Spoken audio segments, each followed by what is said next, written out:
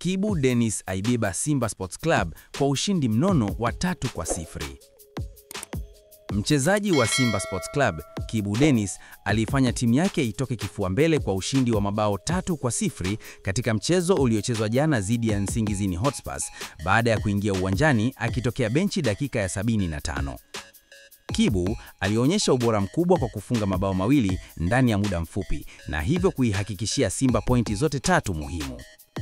Baada ya mchezo huo, Kibu Denis alisema kuwa alifuata maelekezo maalum kutoka kwa kocha wake kabla ya kuingia uwanjani na alihakikisha anatekeleza kila alichoambiwa. Kocha aliniambia mambo ya kufanya nikishapata nafasi ya kuingia uwanjani.